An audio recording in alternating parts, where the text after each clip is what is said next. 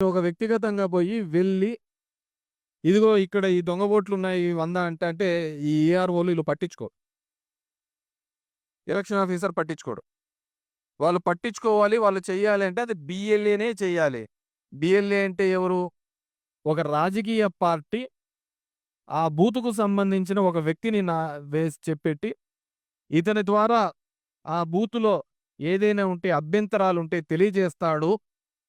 దాని మీద మనము చూడాలి అని జెప్పేసి అభ్యంతరాలు తెలపడానికి ఉన్న ఒకటే ఒక వ్యక్తి ఎవడనంటే అది బిఎల్ఏ.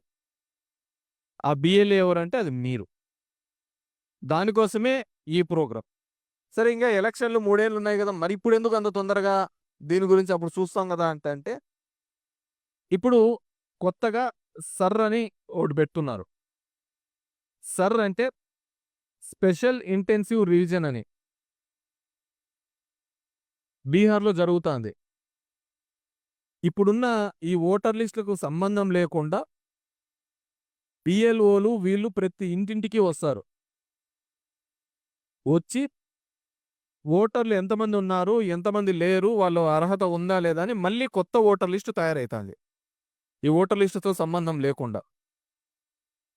సో, మీ ఊర్లో కొత్తగా 18 ఏళ్ళు దాటిన వాళ్ళు, 18 ఏళ్ళు దాటి వచ్చిన వాళ్ళు, లేకుంటే మరణించిన వాళ్ళు, వీళ్ళందరినీ గూడా కాకుండా మళ్ళీ మన కొత్త ఓటర్లందరినీ గూడా ఈ స్పెషల్ ఇంటెన్సివ్ రివిజన్‌లో చేయడం జరుగుతాది. ఇవన్నీ గూడా మనం అప్రమత్తంగా లేకపోతే ఏ విధంగా ఈ దొంగ ఓట్లను గాని, వీటిని అడ్డుకట్ట వేయలేకుండా పోతామనే ఉద్దేశంతోనే మొదటనే మనం జాగ్రత్త పడాలి, అప్రమత్తం చేయాలి అనే ఉద్దేశంతోనే ఈ కార్యక్రమం నిర్వహించడం జరిగింది. ఎందుకంటే బిఎల్ఏల యొక్క పాత్ర ఈ ఎస్ఐఆర్ మొదలుపెట్టిన తర్వాత, సర్ అనే ప్రోగ్రామ్ మొదలుపెట్టిన తర్వాత అంత కీలకంగా మారనుంది. మొన్న జూసినాం సుప్రీం కోర్టులోనూ రోజు గూడా ఎలక్షన్ కమిషన్‌కి, సుప్రీం కోర్ట్‌లో రోజు వాదనలు. పేపర్‌లు ఇవి ఫాలో అయితున్న వాళ్ళకి బాగా అర్థమవుతా ఉంటది. ఆధార్ కార్డ్ తీసుకోలేమని ఎలక్షన్ కమిషన్ కొన్నిసార్లు జెప్పింది. లేదు తీసుకోవాలని జెప్పేసి అక్కడున్న వాళ్ళు పోవడం జరిగింది. ఈ ఎస్ఐఆర్‌లో కొంతమంది బతికున్న వాళ్ళను గూడా తీసివేసే కార్యక్రమం జేయడం జరిగింది. కొంతమంది లేని వాళ్ళు ఎక్కిచ్చే కార్యక్రమం జరిగింది. ఒక ఇంట్లో 80 ఓట్లు, 90 ఓట్లు పెట్టడం జరిగింది. కంప్లీట్‌గా ఒక వర్గం వాళ్ళను మొత్తం ఓట్లను తీసేసి బీహార్‌లో దగ్గర దగ్గర 60 లక్షల ఓట్లు, 70 లక్షల ఓట్లను పూర్తిగా తీసేసే కార్యక్రమం చేయడం జరిగింది. అది ఏ కారణాలైతే అయ్యుండొచ్చు. అలాంటివి మళ్ళీ ఆ సమస్యలు మన దగ్గర గూడా రాగూడదు. మన నియోజకవర్గంలో గూడా రాగూడదు. కాబట్టి ఎందుకంటే ముఖ్యంగా ఆ పట్టణంలో చాలామంది వలస వస్తూ ఉంటారు, పోతూ ఉంటారు. పల్లెలలో అయితే అవగాహన ఓటర్ లిస్ట్ ఇట్లా తిప్పేస్తే చెప్పేస్తాడు. వాడు ఎట్టున్నాడు, వాడు ఏ పార్టీ ఉన్నాడు, వాడు ఏం తింటున్నాడు గూడా చెప్పేస్తాడు. టౌన్‌లో వాళ్ళకంత ఇంకా అవగాహన వచ్చిండదు. మండల్ హెడ్ క్వార్టర్స్‌లో గావచ్చు, టౌన్‌లో ఉన్న వాళ్ళకు గావచ్చు. కాబట్టి దాన్ని దృష్టిలో ఉంచుకొని ఏదైతే జరుగుతోందో ఇప్పుడు దేశవ్యాప్తంగా ఒక ట్రెండింగ్‌లోకి ఏదైతే ఈ ఓట్ చోరీ అని, ఓటర్ల దొంగతనం జేస్తున్నారు అని జెప్పేసి. ఆ విధంగా జరుగుతుంది. మళ్ళీ నాకు దెలిసి మనకు అక్టోబర్‌లో రాబోతుంది ఆ ఎస్ఐఆర్. అక్టోబర్‌లో రాబోతుంది. ఆ అక్టోబర్‌లో వచ్చే లోపల ఇప్పటికే మీకు ఓటర్ లిస్ట్ అంతా ఇవ్వడం జరిగింది. ఆ ఓటర్ లిస్ట్‌లో ఎవరెవరు ఉన్నాయో తప్పులు ఏవేవి ఉన్నాయి చనిపోయిన వాళ్ళవి గాని, ఊర్లో పర్మనెంట్‌గా కొత్తగా ఎక్కియాల్సిన ఓట్లు ఏవైనా ఉంటే అవి గూడా లిస్ట్ ఔట్ చేసుకోండి. ఆ ఓటర్ లిస్ట్ మీకుంటే ఆ అవగాహన అనేది మీకొస్తా ఉంటది. ఎందుకంటే మనం ఇప్పుడు ఏదే గాని నమ్మే పరిస్థితులలో లేం. ఈ దేశంలో ఏ విధంగా జరుగుతోంది, ప్రజాస్వామ్యంగా ఏ విధంగా ఎలక్షన్స్ జరుగుతున్నాయి, ఏ విధంగా ఇబ్బందిగా జరుగుతున్నాయి, ఒక పార్టీకి ఏ విధంగా మద్దతుగా పోతున్నాయి, ఎలక్షన్ కమిషన్‌లు ఏ విధంగా ఒక పార్టీగా మద్దతుగా పోతున్నాయని చూస్తున్నాం. మనెప్పుడో ఒక టీఎన్ శేషన్ గాంధీ ఒక ఇంటర్వ్యూ చూసారు. I am not responsible for the government of India. I am responsible for the India అని చెప్పేసి. అంటే టీఎన్ శేషన్ మనందరికీ తెలిసినదే. 95 ఆ కాలంలో ఎలక్షన్స్ మీద ఎలక్షన్ కమిషన్‌కి ఇన్ని పవర్స్ ఉంటాయా అని తెలియజేస్తూ వాటిని ఆ ఎలక్షన్స్ నడిపించిన పద్ధతి. టీఎన్ శేషన్ బాగా ఫేమస్. ఎలక్షన్స్ లేకుంటే ఎలక్షన్‌లంటే గుద్ది పోసుకునేదే తప్ప వేరేదేం జరుగుతాండే? బాంబులేయడం, గుద్ది పోసుకోవడం ఇవే జరుగుతాండే. ఆయనొచ్చిన తర్వాతనే ఒక ఎలక్షన్ కమిషన్‌కి ఇన్ని పవర్స్ ఉన్నాయనే ఒక విధంగా ఎలక్షన్స్ నడిపించే కార్యక్రమం చేయడం జరిగింది. ఆ బ్యాలెట్ దాన్లకు సంబంధించి. ఏముంటాండే అప్పుడు ఇంకన్నా పోవచ్చంట, లేదంటే తీసేపోయి బావిలో అన్నా ఏచ్చంట. ఆ ఊర్లలో ఉంటాంటే. గట్లా జరుగుతాండే ఎలక్షన్స్ అల్ల. కానీ టీఎన్ శేషన్ వచ్చిన తర్వాత ఆయన ఎక్కడో చెప్పాడు. నేను పని చేయాల్సింది భారత ప్రభుత్వం. భారత ప్రభుత్వం అంటే కేంద్ర ప్రభుత్వం కింద గాదు. భారతదేశం కోసం పనిజేయాలి. భారతదేశం కోసం పనిజేయాలంటే ఖచ్చితంగా ఇండిపెండెంట్‌గా ఈ దేశంలో ఎలక్షన్స్ సజావుగా జరగాలి. ఓటు ఉన్నవానికి ప్రతి ఒక్కరికి గూడా ఓటు కల్పించాలి. ఆ ఓటు హక్కును కూడా వినియోగించుకునేటట్లు చేయాల్సిన పరిస్థితి. కానీ ఈరోజు ఆ విధంగా లేదు. ఈరోజు ఆ విధంగా ఎలక్షన్స్ నడవటం లేదు. ఈరోజు భారతదేశం కోసం చేయటంలే ఎలక్షన్ కమిషన్. అది ఇండిపెండెంట్ బాడీ అయినా గాని. భారతదేశం కోసం చేయటంలే. భారత ప్రభుత్వంలో ఎవడుంటాడో వాళ్ళ కోసం చేస్తన్నారు. వాళ్ళే పెడతారు రాత్రి ఎలక్షన్ కమిషన్‌ని. రాత్రికి సరిపోలేదంటే డీజీపీని ఎత్తేస్తారు. రాత్రికి సరిపోలేదంటే ఎవడికి అనుకూలంగా ఉండాలంటే వాళ్ళకి పోతా అంటారు. ఇదో ఎలక్షనా? పాడా? పరదేశా? దీనికేమన్నా